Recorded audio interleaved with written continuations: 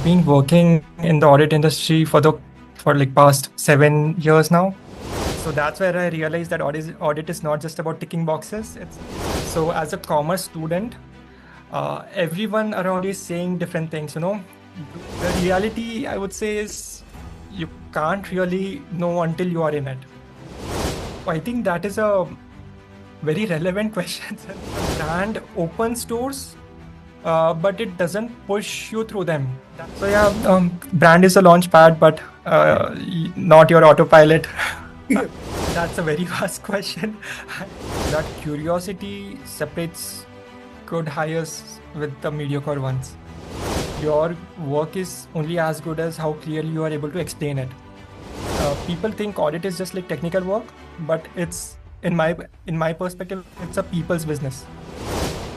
Okay, great question again. Just to clarify, associate and associate manager, there's a lot of years between both of them. I think the biggest skill, looking back, I think it would be the business acumen. Small learnings like this can actually help them progress really quickly. Be proactive in problem solving. Academic performance is just one data point. At EY, I've seen people who again were like not really academic stars, but they became experts. CPA, ACCA, CMA. So I mean, what is happening when you do it is these certifications or like these qualifications, they signal commitment along with your capability to work. Academically, who are like okayish, but who are like excellent at networking or like doing a lot of other things to keep them skilled as per the market, that would open doors for sure. Like career is a long-term game.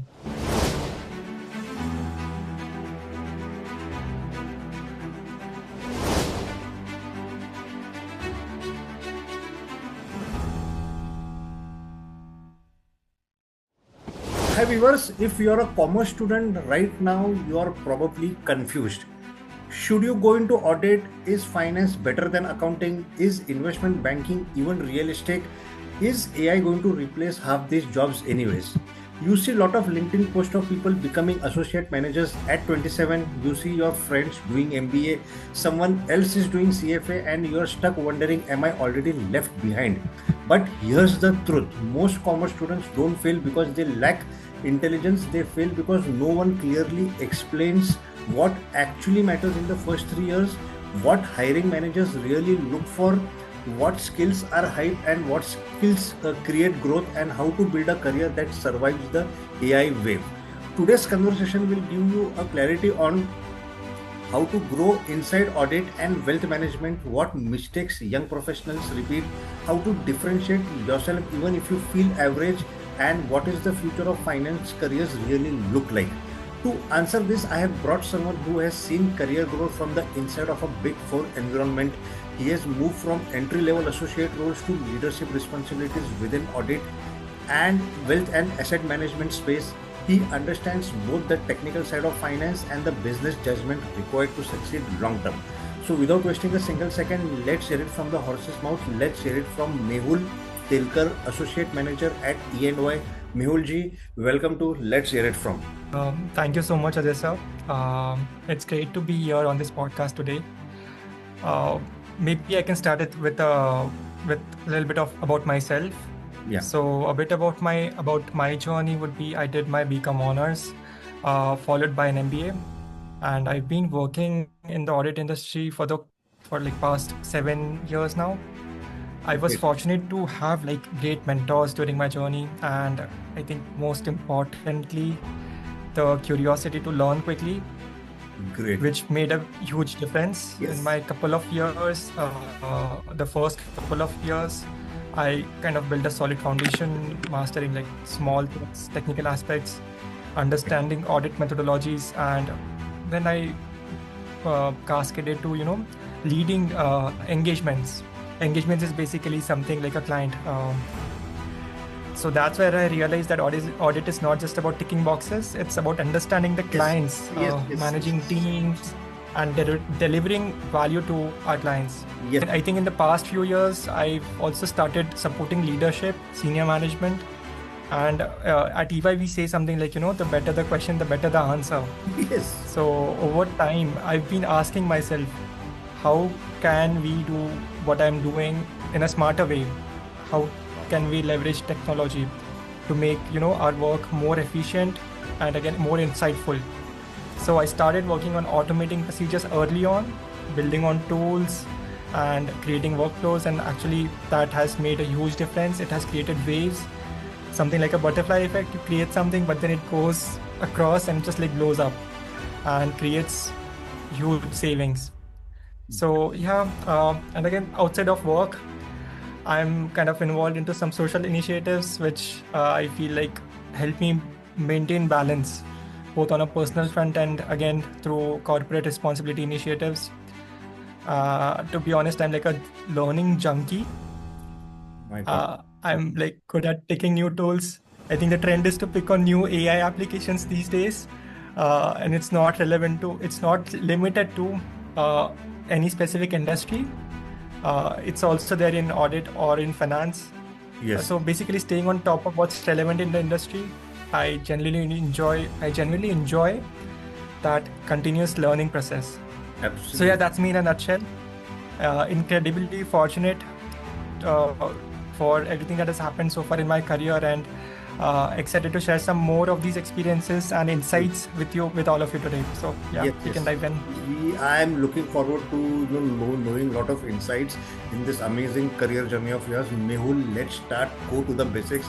Let's start at the basics. When you were a commerce student, what genuinely confused you about your career path? Did you always knew audit was the direction, or did clarity came later on? Honestly, the sheer number of paths that a BCom student, such as myself, faced, that scared me, to be honest. I mean, there's everything you can do after you complete your BCom. Yes. So as a commerce student, everyone around is saying different things, do CA, Yes, to finance, Right. is the only way. MBA is essential. Yes. And it felt like standing at a crossroad with like 10 different roads, everyone shouting different directions at you. And fortunately for me, I had an internship in audit, so I knew early on where my career would start. But in general, thinking back, there were opinions given. I would hear people saying, audit is repetitive. Some would say it's very prestigious. I had a friend whose family was from a CA background, so he had the opportunity to see all the perks side of it. So yeah, but then some people said you'll end up working crazy hours, and all of these are true. All of them are true. The reality, I would say, is you can't really know until you are in it. Right. And I think you also asked how did I go through it in the question. So instead of what should one do, I would ask myself, what kind of a person do I want to become in the next 5 years? Yes. I think that's also a question a lot of interviewers ask because they look for clarity. I think I had been asking this question early on because of the internship I had. There was something to think about, and do I wish to continue my career the way it was during the internship?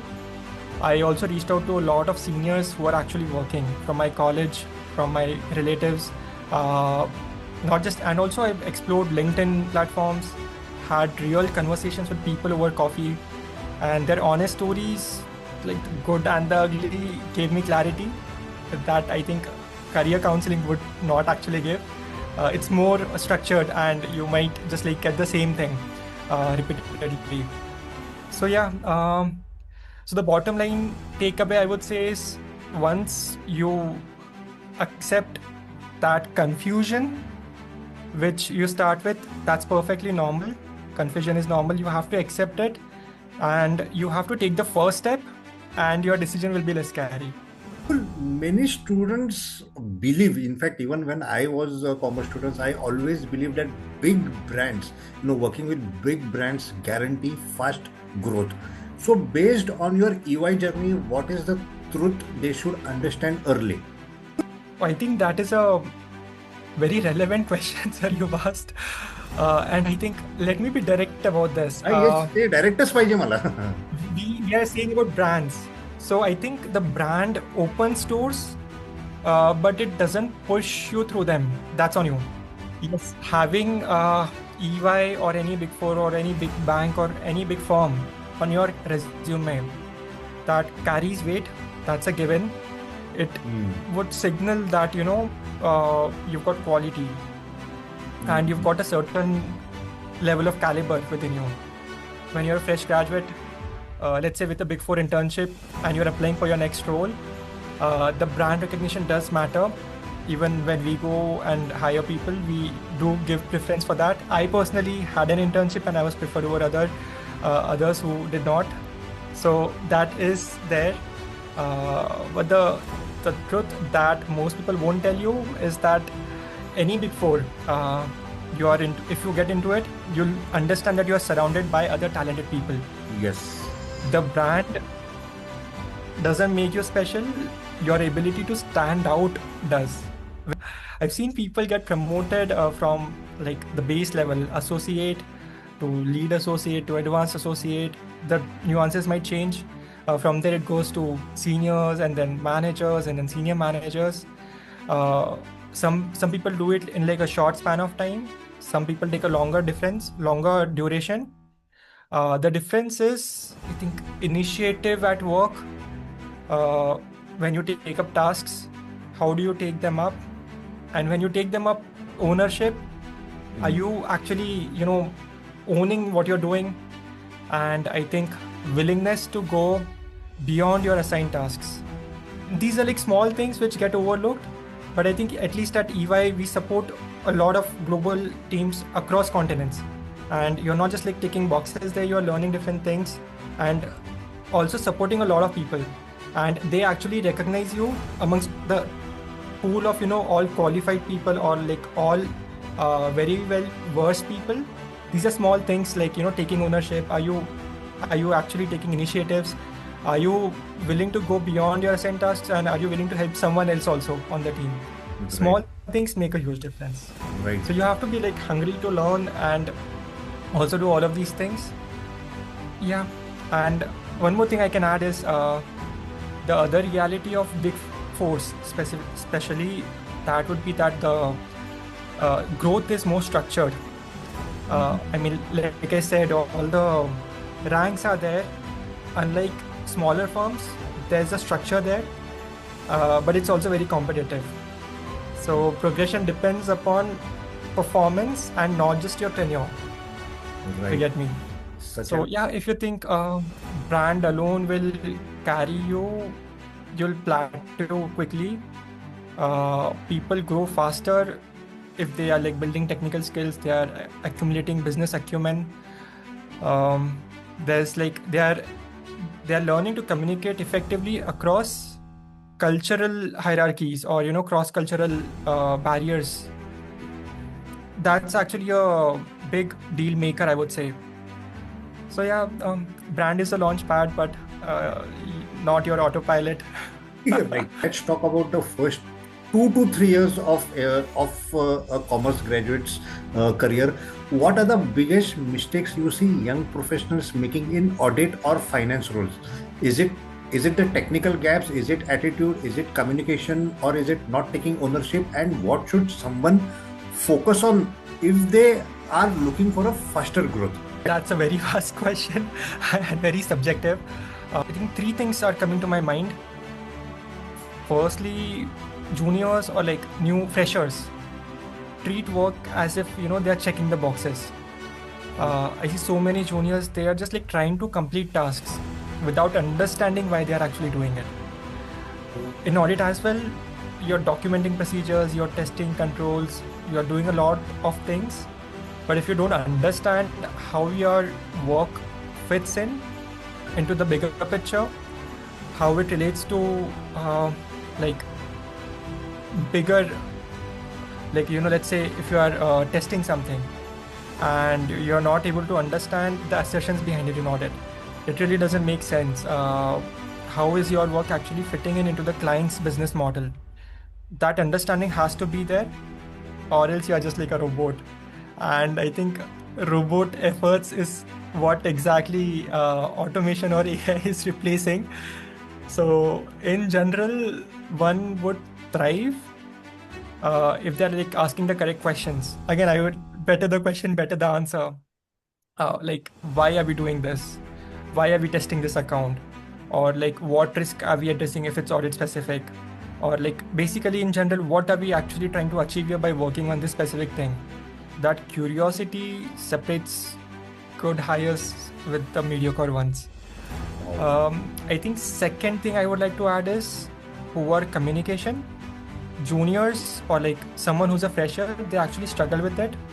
I mean, I'm sure even you might be able to relate to this, that your work is only as good as how clearly you are able to explain it.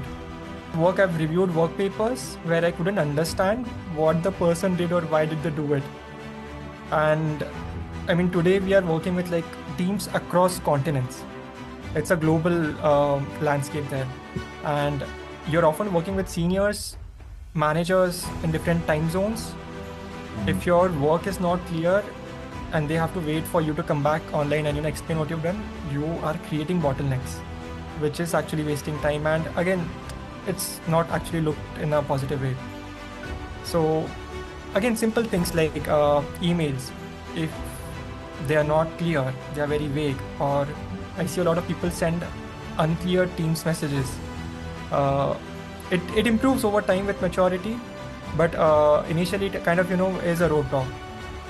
So small things like learning to write concisely, learn to structure your thoughts carefully, especially for freshers. These are like core competencies in today's world. They are not just soft skills. I think another thing I would like to add is not investing into upskilling yourself early on. Ooh. So considering commerce field, let's take example of MX like Excel, Microsoft Excel. Yes. I think there's hardly any business which I think won't have the option to integrate Excel. Right. Excel is like a non-negotiable. But I see people who are like taking 3 years just to get the basics right, and I mean that actually limits their growth. There are other tools which you are like proficient in Excel, you might just like get that good head start, and you might be able to look at other tools which are like actually booming in that particular industry. Like let's say at my workplace, we have like Power BI for dashboards. We have Audit to automate workflows. There's some proprietary tools for analytics. So yeah, professions are like moving to data-driven work, and if you're like stuck with basic skills for like 2 or 3 years down the line, you are actually behind. Right. And I think the good news is there's AI that can support you learn these things. So yeah, I think just to summarize what I've said, I've spoken about 3 mistakes. Initially, I think I spoke about understanding what the person is working upon. Then I insist upon communicating factfully. Right. And then I think essential skills, upskilling, investing time in learning essential skills. That would be, and I think another bonus mistake that new joiners do, that would be not building relationships. People are like, I'll just do my 9 to 5 job and go home. Corporates are not a place to build relationships. That's not actually true. I felt this during COVID years. I mean, let me tell you this, sir. People think audit is just like technical work, but it's in my perspective, it's a people's business. I mean, anywhere in the world, your reputation, your mentors, your network, those things matter as much as your technical skills. I think this podcast is happening because we happened to connect on a very informal basis at some event. Right. So building relationships really matters. Yes. And I mean, yeah, that takes you to great spots. So don't like be a person, anyone who's listening, don't be a person who only talks to someone when they need something. Right. Be genuinely curious about what your peers are doing. Offer help, build trust. I think that's how opportunities will find you. Amazing, amazing.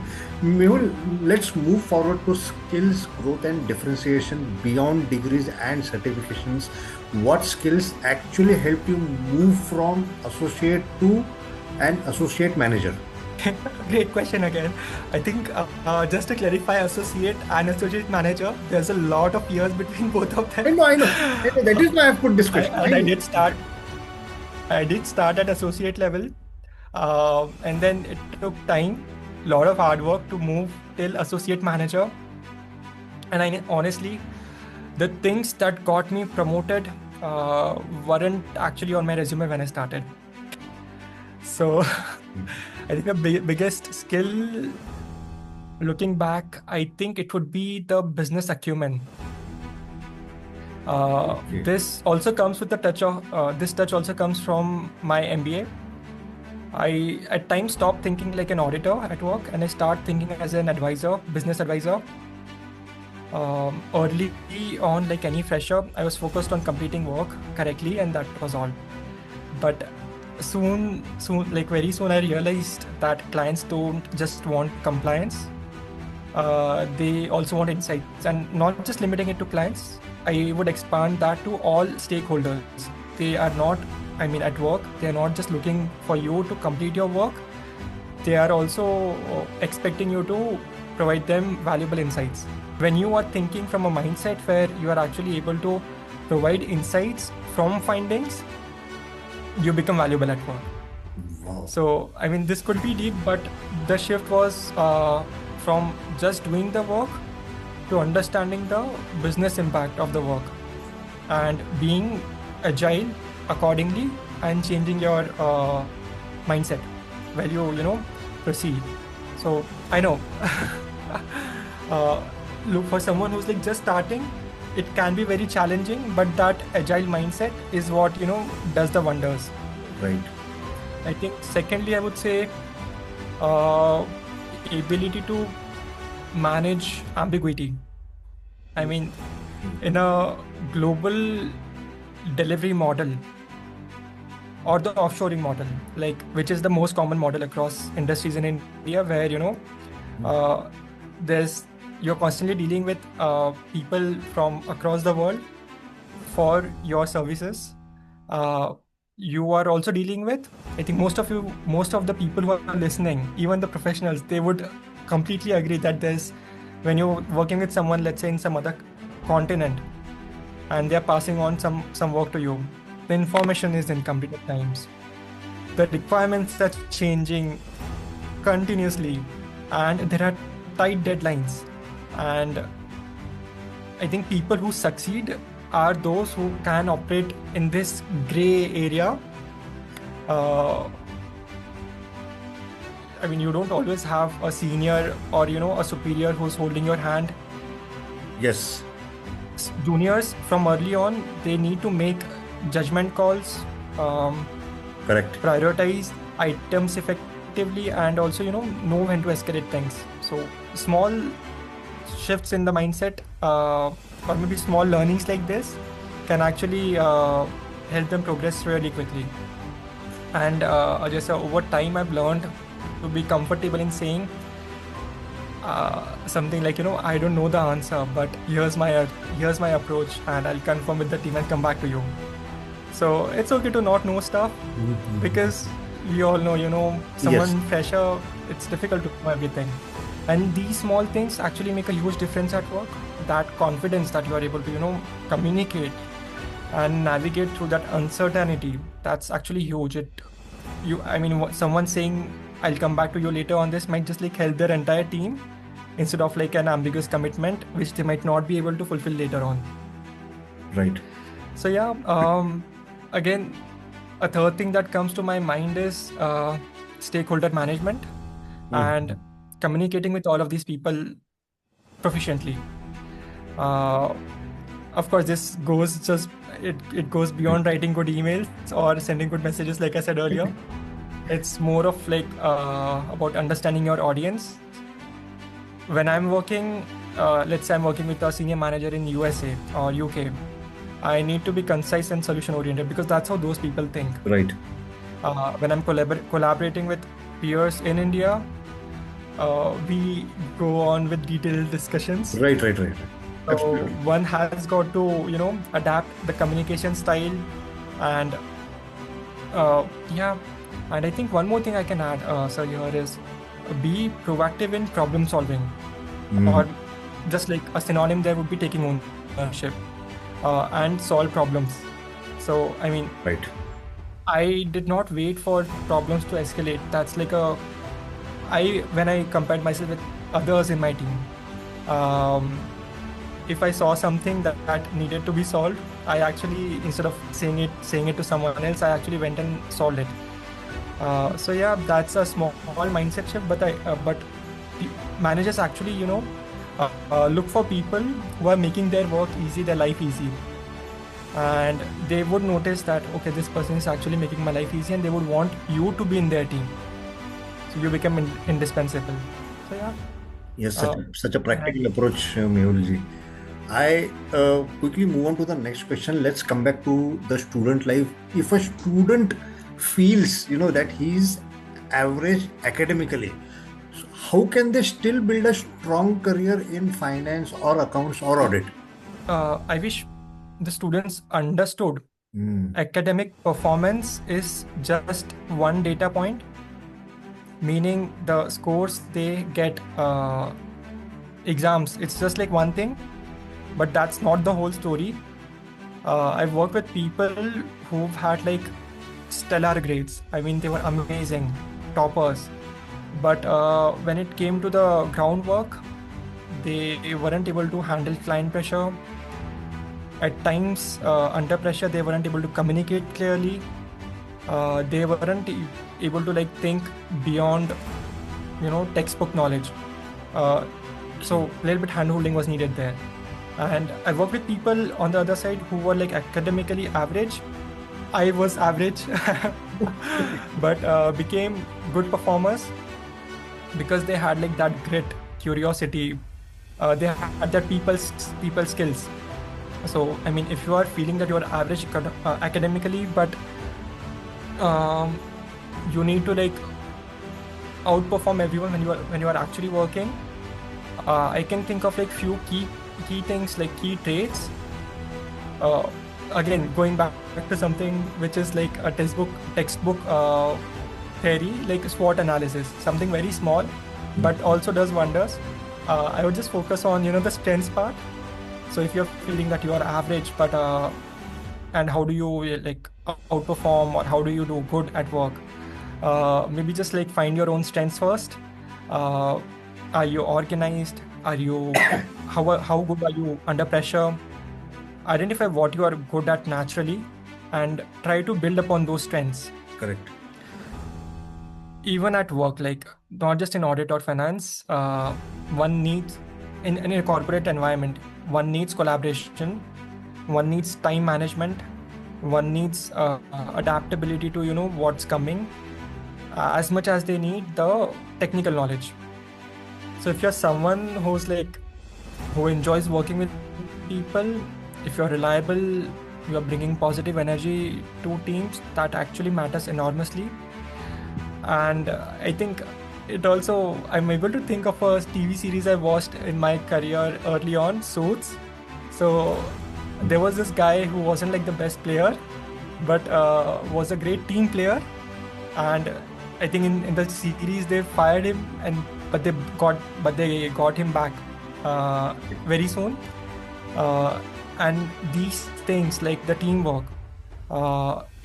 adding positivity to work, adding positivity at work, it does wonders in real world.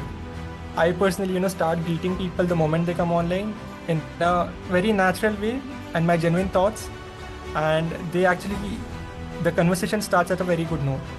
So yeah, I would also link it to some emotional intelligence, which is complemented with your technical ability. So yeah, that's one. Second, I would say become obsessively good at like one thing. Voice. That becomes a differentiating factor. At EY, I've seen people who again were like not really academic stars, but they became experts in audit, in automation, or like let's say some accounting standards like IFRS, and they started leading accounts focused around these areas or these standards. That expertise made them indispensable. So like frankly, managers notice who they can rely on, who is like a problem solver without being asked, and basically who's like making their lives easier and becoming good at one thing, and is like one of the skills that will help you do all of these things. I've also seen promotions based upon reliability and ownership attributes along with the technical ability. So yeah, I think I would like to add here is invest in certifications and continuous learning. For someone who's like average, learning is like a process. It's not a destination, and you can like continue taking up relevant certifications. Maybe it can be like for commerce related, it can be like Power BI or like Alteryx or some other Tableau, modeling courses, financial modeling courses. Pursue qualifications like CA, CPA, ACCA, CMA. So I mean, what is happening when you do it is these certifications or like these qualifications, they signal commitment along with your capability to work and continue over a longer duration. Yeah, I think just like a final thing in this question that you asked, I think seeking mentorship at an early phase is again equally important. That will help you like build a good network. Not just at work, I think you've got to have a diverse portfolio here where you are actually interacting with a lot of people, seeking mentorship like directly, indirectly. I remember watching this Cisco AI Summit. It was with, I think this went live last weekend somewhere. It was with Jensen Huang, CEO of NVIDIA, and Chuck Robbins, CEO of Cisco. So which was basically about how AI is evolving and how the future would look like. So people who are average, or who I don't think there's anything like average, won't define people, but academically who are like okayish, but who are like excellent at networking or like doing a lot of other things to keep them skilled as per the market, that would open doors for sure. Like career is a long-term game. Wow, that was a wonderful piece of advice, Mehul sir. Mehul, tell me quickly, when you look at young talent today, what immediately stands out positively and what raises red flags? I think the hunger to learn and adapt, that honestly impresses me personally.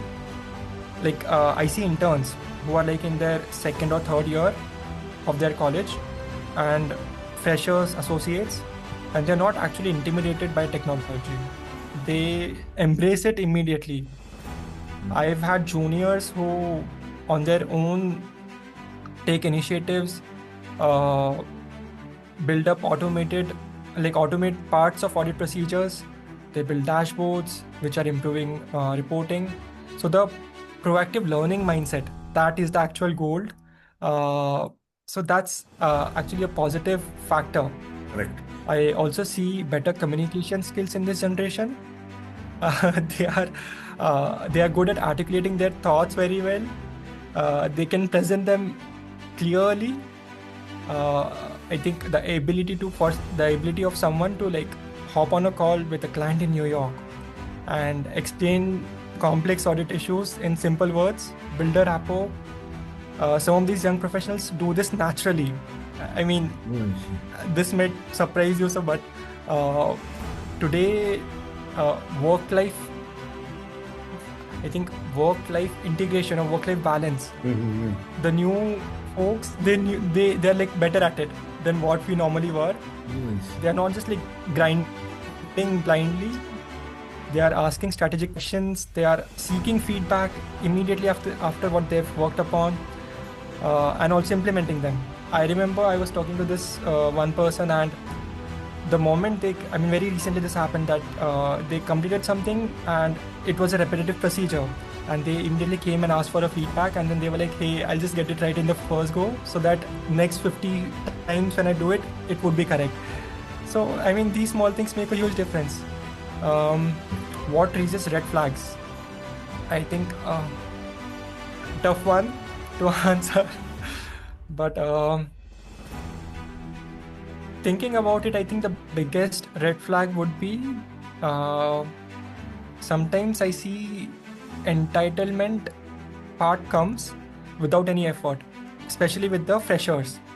Let me elaborate. Some juniors join with the expectation that Big Four brand will just carry them. They deserve rapid promotions, but they're not actually doing that hard work. They want the title, but they just wanted to put it. They just want to add it to their LinkedIn and show it in their resume. But that's not actually how it works. In any industry, I would say first few years, it all rotates around understanding the details, what you're working upon, the documentation. I think the first few years are all about repetitive tasks, especially in audit. One of the major red flags that I see, especially when it comes to freshers, is their over focusing power, because the generation is used to looking at reels, and even those 30-second reels don't capture their attention. They're immediately they'll scroll. So when it comes to work, or maybe giving tasks, they're not actually noting stuff. They are in their own world. So that is a mistake which cascades to bigger issues later on. I also see the lack of curiosity at times when juniors only think about step-based work. They want step-by-step instructions. They're not actually going thinking of why are we doing something. So that's there, and I think it's a given that there's a little bit poor there's a lack of resilience. Look, work can be demanding. There are high times. There can be late nights, tight deadlines, and pressure. But if someone shuts down or becomes passive aggressive, the moment they are put under some pressure, that is a red flag. So yeah, one should maintain professionalism even at daunting times. That's a key. Absolutely. Mehulji, coming back to freshers, if a fresher is preparing for interviews in audit or finance, what should they absolutely fix before applying? Great question again. I think very relevant for the audience also. So firstly, I think we are looking for people, like I was saying earlier. There's always that gray area. So we are looking for people who can thrive in that ambiguity, in that gray area. We need people to figure out things, who can connect the dots independently, and who won't freeze when they don't have perfect information. So yeah, that comes to another thing that comes to my mind is, I think, cultural adaptability. It works in all industries at all levels. In this profession, or maybe at EY, we look for people who shown curiosity about learning different cultures. I remember there were people who used to participate in MUNs. Again, for someone who's learned different languages, that's a bonus. For someone who's traveled, that's a bonus. Okay. Basically, someone who can navigate through those cross-cultural dynamics with empathy and professionalism, that's actually sought out for. Another thing that comes to my mind is the learning agility.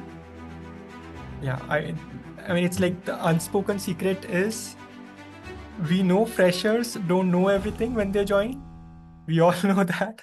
Right. But what we really care about is how fast can they learn. Right. Can this person pick up new concepts quickly? Are they coachable? Are they asking smart questions? Can they apply feedback? So yeah, I mean, accounting standards, audit methodologies, that can be taught and we will teach it. But someone who's not ready to adapt, that cannot be changed. So yeah, that's Absolutely. equally important. And I think a few given things I was talking about were like ownership mentality, emotional intelligence at work. Basically, that boils down to teamwork. So yeah, corporates want people company who see the company as a career accelerator and not just something as to fill their resume. Right. Mehul, now let's address the elephant in the room. AI is entering audit, automation is entering reporting, analytics is becoming standard. What skills in finance or wealth management will remain irreplaceable? Okay, that is $1 million question at the moment AI comes into the picture. I think you mentioned a lot of streams, but uh, if I think about it, I'm seeing AI impact our work real time, and I would look at it from a different angle here. What remains irreplaceable? Okay. I think, especially in audit, professional judgment and professional skepticism, which are like Yes. basic words, they remain irreplaceable. Um, I'll give an example. When let's say I'm in a client meeting and something doesn't add up, maybe the CFO is explaining something and it contradicts with their financial data they are providing. That intuition to probe deeper, that's human. Uh, the AI won't have the gut feeling, but humans will have a gut feeling, which comes from experience. AI will not be able to replace that. Secondly, I think again this applies everywhere that relationships, building relationships, that's irreplaceable. Especially when it comes to advisory or any profession as such. AI can't build relationships. It Correct. can't read body language. It won't be able to navigate through difficult conversations. It will be more rational, but again, it will miss on to that emotional intelligence part.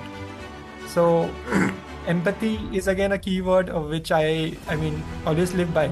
And at times when they are like teams are struggling, it's all genuine, but people are not able to handle pressure. A little bit empathy just like does wonders, and I think AI might not be able to do that. Right. That's again Absolutely. irreplaceable. Um, I recently came across this really, I think earlier today itself, I read this amazing post and it was very interesting because it was about AI.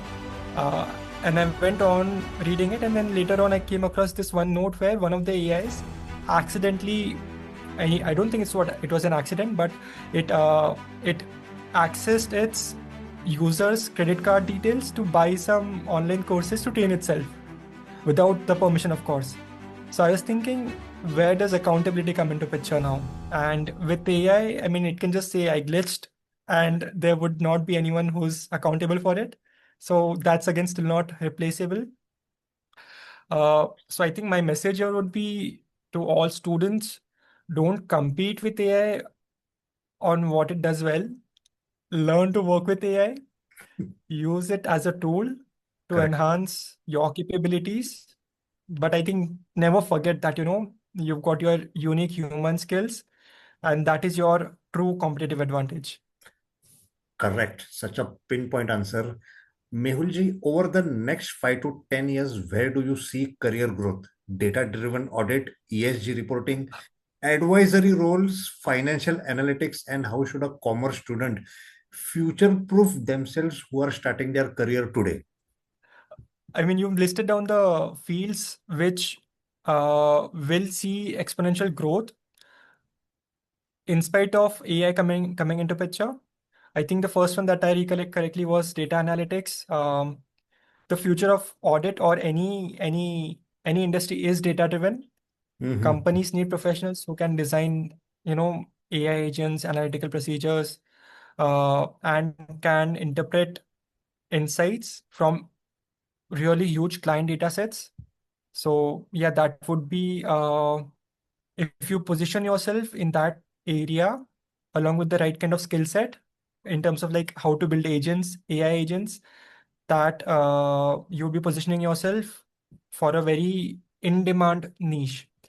I think second one you mentioned was ESG, if I'm not wrong. Yes, yes, Sustainability. Yeah. correct.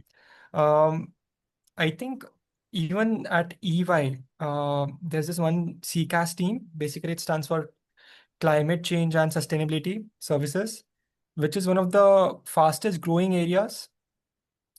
I think overall the ESG and sustainability assurance, that's exploding because there's CSRD in Europe and there's like SEC climate rules in US. So companies need professionals who can work around these areas, and these are again constantly changing and adapting. So I think if you build a core competency in this area, you are positioning yourself very well. Uh, AI With AI, I think another thing that comes to my mind is sophisticated frauds, because AI is getting better and better. You hear things like deep fakes, synthetic identities, algorithmic manipulation. I mean, I keep reading, and these things are like they've become common for me. These words, and these are real risks. Companies need forensic accountants who can investigate financial crimes. They use AI to detect it. I mean, someone on the other side is using AI to make to like do a fraud, and companies need AI to detect fraud. So it works both sides. So I think another area is the forensic accounting or fraud analytics, which is like a field that is growing very rapidly. Uh, traditional Traditionally, we had something as FP&A, financial planning and analytics.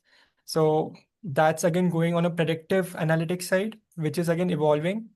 If someone's like proficient into these things and they are able to get or build the right AI agents, so they would be positioning themselves very strategically, and that would be highly valued.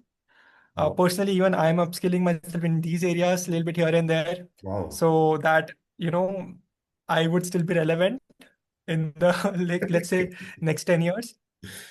Um, Risk and regulatory compliance was a common thread across all these paths. They are like a blend of technical expertise, Mhm. the know-how that you're supposed to know. Along with that, there's some fluency in technology and business acumen. So if you're like able to like build a pyramid, you'll go on top. Uh, just like pure technical expertise won't actually take you up, or just like focusing on technology or like just the business acumen won't take you up. You have to like build a triangle and go up. Right. So that's how one can position themselves. uh, they've got to build that depth in terms of their specialization, and also have that cross functional skills and grow. Yeah. Amazing. Mehul, see, now there are students who are watching this, who feel like, they are behind their peers. They see LinkedIn promotions, they compare themselves daily, they doubt their capabilities. Now, my question to you is very clear cut. If a confused commerce student came to you and said, I don't know if I'm good enough for a strong finance career, what would you honestly tell him? Okay. Firstly, I think the confusion part. Uh, so I would like to sit across them with a cup Okay. of coffee Correct. and say some things. Yes. Yes, yes. um, I think confusion comes because, or maybe confusion doesn't mean that they are behind. It means that they are thinking. Uh, if you are thinking about a lot of things, that might cause some confusion. But I think no one's like figured it out in the first go. If Mm. like a fresher or a commerce student, they are seeing someone's post on LinkedIn, like their peers are getting job offers and their seniors are giving like conflicting advice, or maybe parents are worried about them. So uh, it's fine. I mean, that is completely fine. Okay. uh, Mhm. Let me tell you let me tell them something which I wish someone had told me early on. Uh, Clarity would come clarity wouldn't come before action. It would come when you take some action. Mm. Uh, People are not actually supposed to, figure out everything at let's say what age of 20, 22. Uh, they're supposed to take one step at a time, learn from it, and take the next step. Every person I have admired, they have, and I've conversed with them. They never said that they had like a master plan. They wanted to achieve big things, but the only thing that differentiated them was, I think the courage to start and the will to keep going on. So yeah, clarity comes with that. And I think once you start, I'll come to the second part of the question, Yes. the career direction. So once you start, then you'll see some direction. Mm. There's no perfect path again. I know there isn't one. There would be trade-offs. Let's say if someone from commerce is thinking, let me do a qualification, let me do an MBA, or should I start my own business? Should I be an auditor? So there is no perfect path. Uh, and consulting with others can be like intellectually stimulating, but you have to take your own call and stay true to it. Correct. So yeah, pointers could be here like stop comparing yourself with others. Your timeline is just yours, not others. Great. Amazing answer. All right, Mehulji, now I am shifting gears. No long answers, no corporate responses. Short, sharp, honest. This is for the commerce students who actually want clarity and that too fast. You have guessed it right. This is rapid fire. And my first rapid fire question goes to you right now. Audit or investment banking? What is good for long-term stability? Audit, for sure, audit, because uh, it's companies are mandated to get their audits done. Technical brilliance or reliability? What gets promoted first? Reliability, any day. I would be happy to work with someone who is not the best, but who can be relied upon. क्या बात है biggest mistake freshers make in their first year? Not taking initiatives to learn more things. They Hmm. go in this phase where they just want to like survive. They just like want to do 9 to 5, and they are actually missing out on learning. If you learn in the first year, you might speed fast your career for the next 2 to 5 years. Yeah. One skill commerce students overestimate. Oh, communication skills. I think they they are very good at communicating in a very raw way, but you once got to be professional at work. Uh, it just like sets you apart when you are talking to skilled, seasoned professionals. Is MBA necessary for finance success? Yes or no? No, My goodness. Financial modeling must have or overrated? it's highly overrated. I think with AI into picture, you will be able to do everything that financial modeling does in a very quick way. And that's a skill one should have, but not immediately for freshers, not applicable. One red flag that silently kills promotions. Some people who are not actually taking ownership Hmm. of their work, it kind of signals that they are not ready to go at a higher level because they are not showing ownership of their work, which they are currently doing right now. Yeah. One habit that accelerated your career. Continuous learning any day. That was an Yes, easy I one knew this. because uh, I would say I've learned skills which were not even expected out of me. I waited for a very long time and for the right opportunities. And there was this, I remember there were these small discussions where the managers were looking for, does someone know this? They put out a message and I was like, hey, I know it. And everyone was surprised. So yeah, learning right Yes, skills I knew this. and continue learning. Yeah, Continuous yeah. learning. My last rapid fire question goes to you right now. If you had to restart your career at 21, what would you do differently? So this is something I did a year later in my career. I learned a lot of skills. I was day and night learning something new every day. But if I were to restart my career, I would learn all of these things while I was in college. That would just make me start at a different league altogether. So yeah. Mehul ji, that was sharp and probably more honest than most LinkedIn posts I'm seeing. Viewers' careers in commerce are not built on titles, they are built on skills, consistency, and smart decisions in the first few years. If today's conversations has given you clarity, take a moment to reflect on where you are right now and not where someone else is. And if you're facing a specific career doubt, like choosing between audit and finance, confused about certifications, stuck in your current role, or unsure about how to prepare for the AI era, write your exact query below. I will personally go through the comments and I will answer all your queries. Let's make this space practical, not just motivational. This was Let's Hear It From. So viewers, bye for now. Please take care and see you soon in the next episode.